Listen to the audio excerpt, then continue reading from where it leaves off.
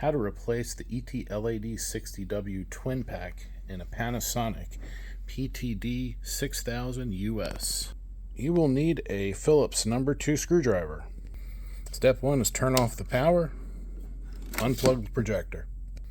Next step is remove this screw and then take the door off.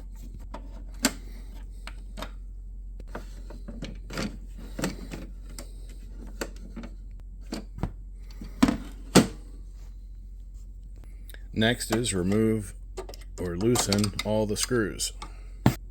Then grab the old lamps here and pull. They'll slide right out. Set the old lamps off to the side and get the new lamps out. Then we're going to put the new lamps in.